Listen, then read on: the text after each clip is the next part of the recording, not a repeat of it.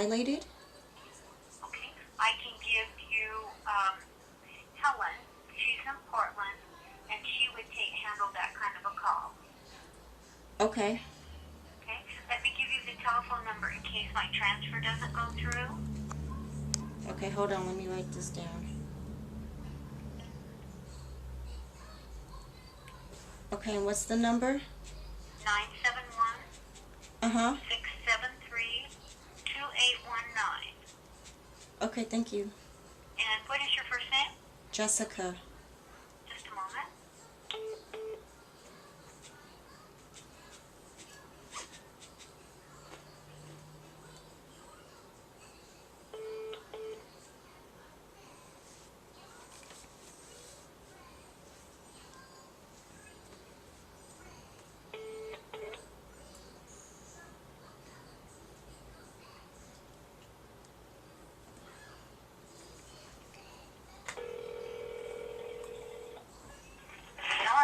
Helen? Hi, Helen. My name is Jessica Johnson, Hi, and Jessica. hi.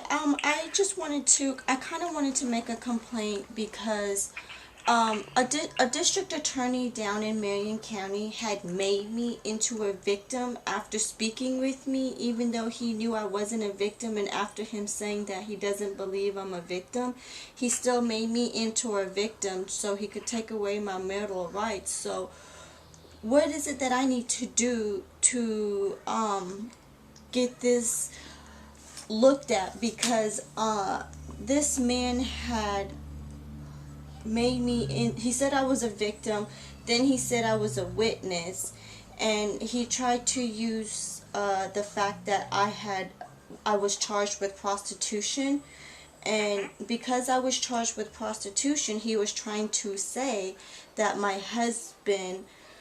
I was a victim to my husband. But this is the catch.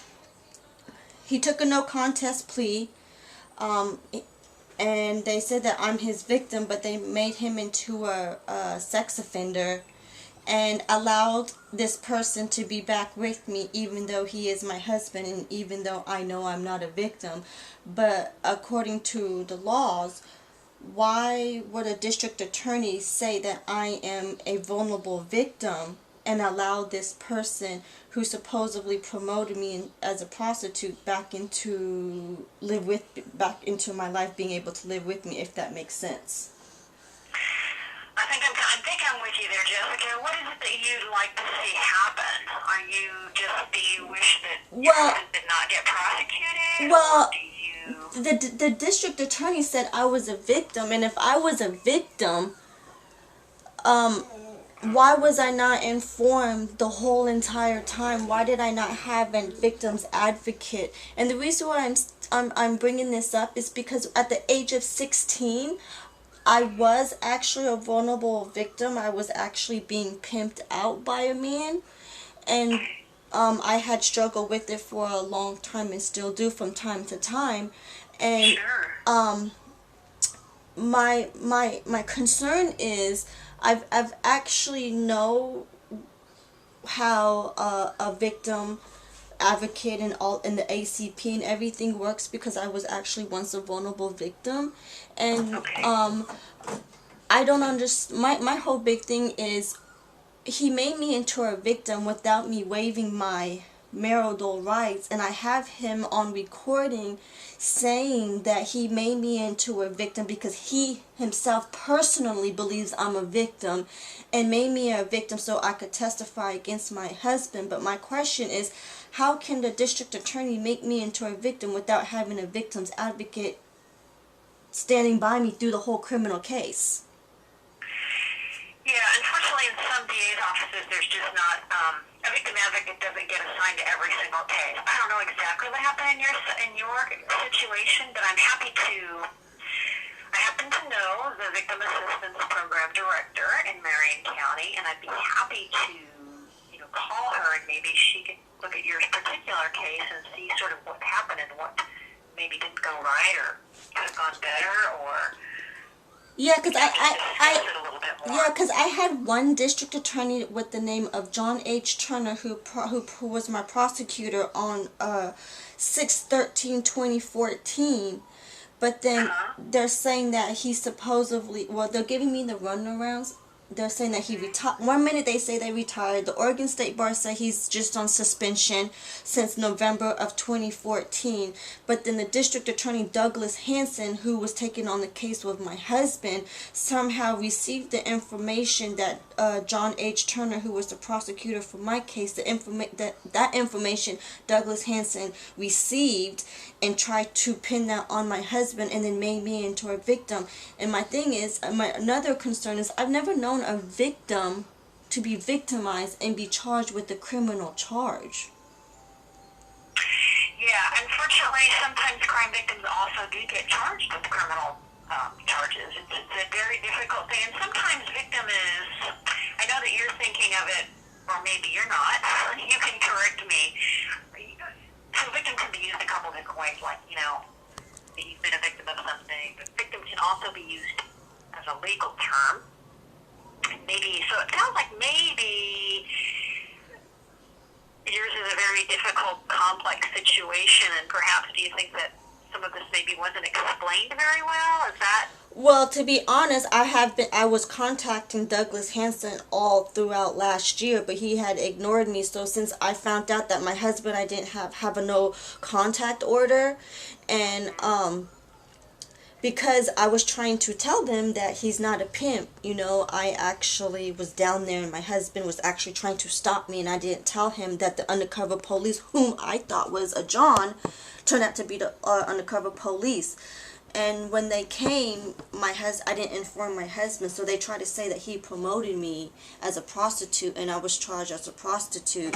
And So you were charged as for a prostitution charge, and he was charged for promoting. yes, That's kind of how that went. yeah, they're trying to say that he had promoted me as a prostitute, and even though I have 2 hours of recording of Douglas Hanson and I, and he even said that he doesn't believe I'm a victim, and so I'm very confused because I don't understand. If you don't believe I'm a victim and you know that I'm providing services on my own, then why did he make me into a victim? And another thing is, if in order to say to promote a prostitute, wouldn't you need a witness or a victim to go to a grand jury to get an indictment? And I never went to a grand jury to tell the grand jury that, hey, this man promoted me, or he's intimidating me, or anything of that sort, to be charged him of. So you're kind of wondering why your husband got charged the way he did? Is that? Yeah, because he has listed me even till now. They're saying that I am his victim, and I'm not. And they said that he was a compeller, and compelling is dealing with kids under the age of 18, and I'm 27, almost 28 in about 2 weeks. So I'm very confused on how I was a victim when, one, there was no domestic violence amongst us, two, I'm not under the age of 18, and three, if he doesn't feel I'm a victim, then why did he make me into a victim? Well, did your husband have a defense attorney? Because some of this stuff, I would imagine, is something that the defense attorney could explain to your husband about the kind of charges and how that might have come about. Well, none of them would have talked. None of them wanted to talk to me. They all excluded me out, and that's why I was saying he was forced into taking a no contest plea, because if he was to go to trial, his public defender, he went through 6 public defenders, and none of them wanted to talk to me or discuss anything. And there was even one lawyer of his that said that he doesn't believe that I'm a victim, but apparently the district attorney feels otherwise. And when I did ask the district attorney, he tells me, I don't believe you're a victim, but he made me into a victim. So I'm not understanding. If you didn't believe I was a victim, then why did you force me to being a victim? Is it so I could testify against him so I wouldn't use my marital rights? Or was he trying to get a prosecution? I'm not understanding why he made me into a victim after having a 2-hour conversation saying that, hey, I don't think you are, but hey, and then turn around, he made me into a victim to my husband's case. And I've never known a sex offender being able to be around their supposed victim. That's unconstitutional law. So what was he convicted of, your husband? Do you remember? Promoting prostitution, delivery of an oxycodone within 1,000 feet of a school, which the oxycodone, which was in my purse, which the district attorney did not charge me with possession of oxycodone. So I don't understand how he got delivery if he didn't have possession. And they're saying, when you look it up, it says he's a compeller, promoting prostitution, delivery of an oxycodone within 1,000 feet. And like I said, I have been through a pimping and pandering case where I was a vulnerable victim, and I actually was part of human trafficking, where I was being put over state lines to make money for a man that was pimping me and actually abusing me. And my husband doesn't do any of that. I kind of didn't tell him I had a history of prostitution until we was too deep into our marriage. And you know, I was kind of scared to tell him, because every time I tell people I had a past history of prostitution, people look down on me and like, oh, well, you're a prostitute, you're nasty, you're dirty, you're this, you're that. And that's what I was afraid of. And I just don't understand why a district attorney would lie like this, because I'm not a victim to this, and I'm not under the age of 18. I'm not a child. So a sex offender can only become a sex offender and compelling if there's actually a child involved. That's why my ex had sex offend and can no longer have contact with me, because I actually was his victim into being promoted as a prostitute by a pimp. And I told Douglas Hanson this, and it seems to me that he took my past and stuck it on my husband, and to me that's wrong. Well, I don't know that the DA was lying, but sometimes the law is very complicated, and so it's really hard to understand why one charge versus another charge. So it sounds like what might help you is, if you want me to, I won't do it unless you want me to, if I have someone from Marion County from their victim assistance program, would you feel comfortable talking to someone? So those are the advocates that work in the district attorney's office. So they're going to have access to maybe the details of your case, and there might be something that they can explain. Right. And then another thing too is, I didn't have, when I called the Marion County Victim Assistance when he was actually going through the criminal procedure, there was this lady named Willow that I had talked to, and she had called the district attorney, and then that's when us three had did a conference call. But other than that, I didn't have a victim's advocate unless I myself had called the victim's assistance line down in Marion County, because I had questions and I wanted them to be answered. And it seems to me that they still didn't answer it. They kind of like brushed it, didn't want to talk about it. But when I see my husband's paperwork, they say that they listed me as a victim. So I'm kind of confused. So if you were like to... Yeah, sometimes you can be listed as a victim, based off of a police report. So that might not have anything to do... Do you know what I mean? It's just kind of a complicated thing, but it sure sounds like... I can even call Willow if you want. Would you want to talk to her again, or someone else in her office? Maybe they can clarify that a little for you? Yeah. What are you kind of at the bottom line? What are you just... he wasn't charged that way? Well, no, my whole... He had a good defense too, right? Or...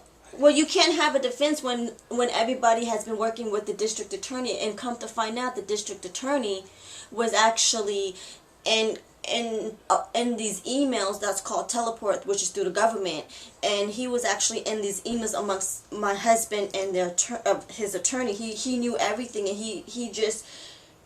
It's a very complex case, but he pretty much made it to where my husband didn't have any type of evidence. Everything that he did, he would exclude it to make sure it would get objected out of the court. My main concern is, how can I be a victim if I am telling him that I'm not a victim? Your concern is, so how do you get to be called a victim on the case if you're not, if you don't agree with the charges? Is that right? Well, yeah, I don't believe I'm a victim. I mean, he specifically said he was contacting me to find out what was going on and to see if I was a victim. So if you're calling me to give me an interview of what is going on and making sure whether I tell him whether I'm a victim or not, but then he turns around and goes behind my back and makes me into a victim, and to me that's wrong. Yeah, sometimes what DAs can do, which is a good thing, right, is when they call you and sort of see what you feel about the case, but they still can go ahead and press charges, even if it's something that maybe you don't agree with. So they that do so have so the what's discretion to do that. but what's the point of what's the point of having a victim assistance line and victims this and victims that and ACP and all of this if the district attorney is just still gonna go ahead and make you into a victim even though you're not? Because it seems from what it seems like to me, that obviously my input didn't mean anything, because he obviously had his own biased opinion, and obviously his opinion showed, because he still made me into a victim plus a witness. Which one am I? Am I a victim or am I a witness? And what victim went to the grand jury to get these indictments on my husband? It can't be 2 police officers. That's my main concern. Yeah, and did you have a chance? Well, it sounds like you didn't have a chance. Nobody would with talk. the defense attorney? Nobody would talk to me, and that's why it's so frustrating, because that's why I feel my rights was taken away, my voice was taken away, because if I'm a prostitute and he promoted a prostitute, come on, this does not take rocket science. If this man supposedly promoted me as a prostitute and I'm the prostitute, wouldn't that be considered me being a victim? And don't I need to go to the grand jury to say, hey, this man made me use my body sexually to make him some money? I've done this before. This is the part that I'm really upset about, because when I was a little girl, I did go to a grand jury. I did go through a trial. I know the procedures, and he skipped a few procedures. And to me, it seems to me that they all ignored me, because I do know my criminal law. I know my rights. And at the end of the day, what Douglas Hanson did was wrong, because nobody went to the grand jury. No victim went to the grand jury to get an indictment on my husband. Either way, whether we married or not, the point is, Douglas Hanson, made me into a victim, told the courts and everybody, made my husband a sex offender, and said that I'm his victim. Well, if he victimized me, why would you allow this man to be back in my presence if he victimized me? So are you guys back together then? Is that? Yes, he's back. He's been back with me for the last month. And that's it. And he's not prohibited from being with you? No, the district attorney said he could be back with me, and that's what I'm saying. That's unconstitutional. I've been doing my research with criminal defense lawyers, and they tell me that's very unconstitutional, and that my victim rights was supposedly violated because of the fact that he made me into a victim, and I didn't go to a grand jury to get for them to get an indictment on my husband, and that they allow him to be back in my presence. So if this man wanted to and hurt me, it would be on the state, because you allowed this man to be back in my presence, and he supposedly victimized me. That's my whole point. Like it's kind of a contradicting plea. You know, he promoted her as a prostitute, but he could be back with her. That doesn't make sense. Yeah, I can understand. That sounds very confusing and complicated. You're exactly right. That is very difficult to understand. Yeah, because I've never known. That's like saying, well, my ex-pimp, he beat me up, he stabbed me, cut me, abused me, malnutritioned me, and pimped me out, but yet he could still be around me. So if he decides to kill me, who's it on? The state, because you allowed this person that you knew supposedly hurt me and pimped me out and made me into a prostitute. It's okay for him to be back with me. That's like saying, well, a sex offender could be around the victim. That's not right, because you can't have a victim. So it sounds like your questions sort of revolve around, how did these charges even come about when I didn't want to go forward with them? Right. Right? I did not waive my rights. Yeah, well, you don't. Unfortunately, the DA can go forward with charges even if the named victim doesn't So want then to. why would he subpoena me as a witness to exclude me out the court? What if I'm a victim? I would think that I would be willingly to go and want to press charges on this person that victimized me. So why would he subpoena me as a witness if I'm a victim? Yeah, because well, I don't want to get into all the details because I don't know the details of your case, but it's not unusual for someone to be called a victim and a witness, and that does happen in many cases. In fact, the majority of someone, you carry both titles of victim and witness, and you can be subpoenaed. That's exactly right. and the DA can issue charges even if you don't feel that you've been victimized, right? Because you can imagine some cases people don't feel like they are victims and they have been victimized, right? Or they're not in a position to say they've been victimized. So that's why that kind of exists. Right, but Douglas Hanson was not a district attorney that prosecuted me for prostitution. So how and why is he subpoenaing me if he's not even part of my case? My case was already done. I was already charged as a prostitute. The case was closed, done, sealed, and put in records. Right, but it sounds like your case, you were subpoenaed as the victim witness on your husband's case. Is that right? Right. But if I know, but this is the thing. I'm subpoenaed, but why would you need to subpoena me if I went to the grand jury and testify? But you didn't, right? Exactly. I didn't go to no grand jury. I didn't go anywhere. They didn't even tell me that I was a victim to his case. I found out months later. And then on top of it, my case summary of my criminal charges doesn't have the address that was on my ID that I was arrested in. So a lot of things is kind of a red flag to me, because if you arrested me or detain me and you go in my purse and my wallet and you see my ID, and you cited me with the address that's on my ID, then why is my case summary address different than what's on my ID? And I come to find out that they said because I was protected by the ACP, but when I call the ACP, I'm not even listed in there. So how am I a victim? Well, I can have someone from the office call you directly, because Please. What I can tell you is that I can press charges even if the named victim doesn't believe they're a victim or doesn't want to prosecute. So I may be listed as a victim, and I may say to the DA, I don't agree with that, and I don't want to prosecute. Right? I don't want to prosecute my husband. They can still press charges on my husband. So they can do that. Okay, so if I don't believe that I'm a victim, then why would he subpoena me if I'm not going to help out his case? Right. That's a question that he's probably going to have to answer about why he chose to subpoena you, but I won't say it's completely unusual that they subpoena someone even if they don't want to participate, right? Because it sounds like you didn't really want to participate in the prosecution against your husband. I had nothing. What am I going to do?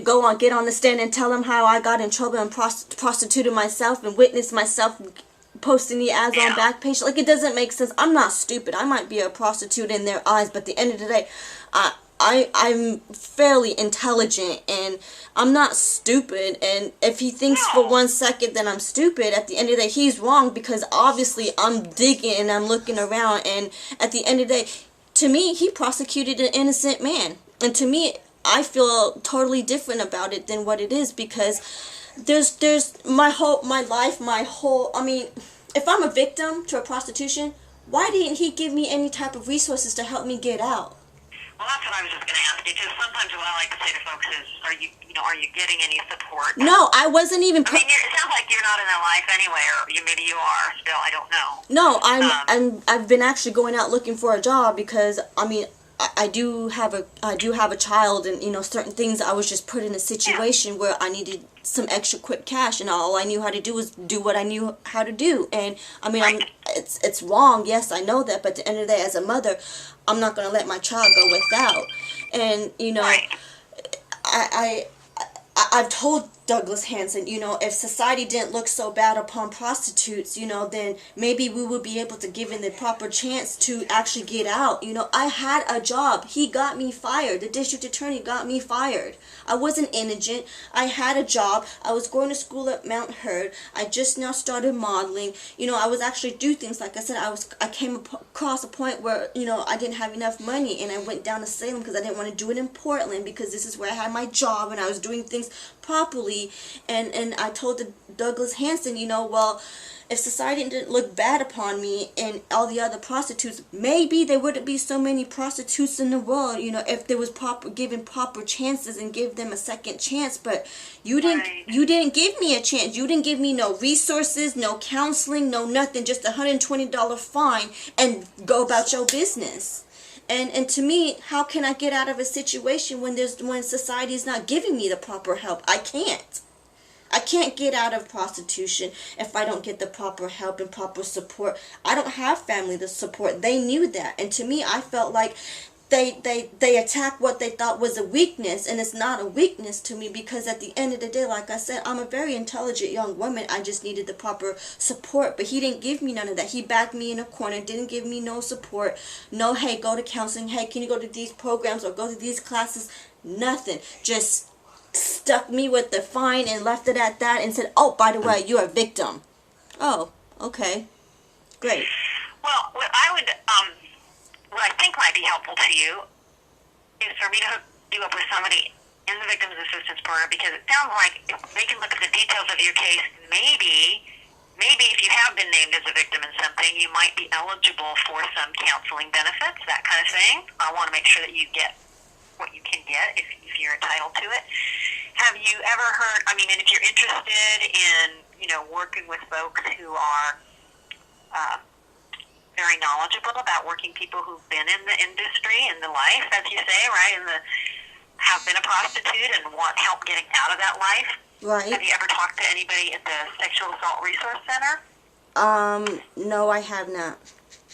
I don't know if you're interested in that, and I don't want to make you decide those things right now. You certainly don't have to, but I think what might be helpful is if we start with the Victims Assistance Program in Marion County, just look at your case. Yeah, you don't have to. Yeah, I would like somebody from the Victims Assistance line in Marion County to actually call me and really kind of help. Yeah, and have me kind of help me understand why I became a victim, and just help me understand certain parts of this case, because it's really, really confusing. Very Sounds much. Really confusing. It's very confusing, because I've never. That's like pretty much saying I could go beat up somebody and still be around that person. That's really not fair to the person that's actually and I being. want to make sure that you get access to the best local resources that you have, because it sounds like you still live in Marion County, so I want to make sure that you. I live actually in Multnomah County. The crime happened in Marion County, but I live in Multnomah County. Multnomah? Yes. Okay. So I can. One number, if you don't mind taking it from me, I'd like to let you have is for the Sexual Assault Resource Center. Let me just pull up my computer here.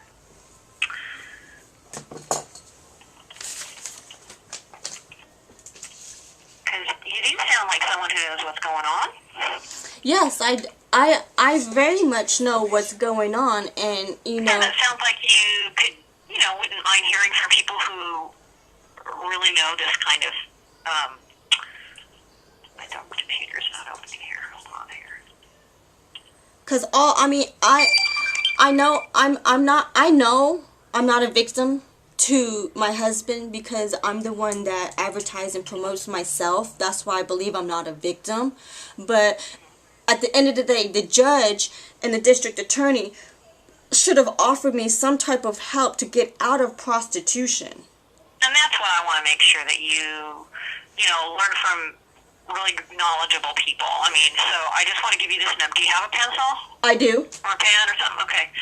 So the Sexual Assault Resource Center, they're located in Washington County, but they're close to Multnomah County, right? Right. And they're just, they are a great resource, and they work with a lot of women who have been or are currently involved in prostitution. And so I just think they probably have a lot of expertise and folks that you might benefit from talking to. So let me just give you their number.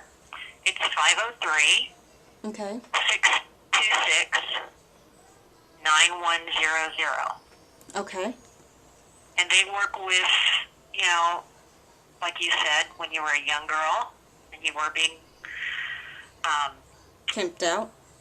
exploited, then they work with girls in that situation. They work with girls and women who've aged out, if you will. They're now over 18, but, they just know a lot. And I think that they would be a very helpful resource for you.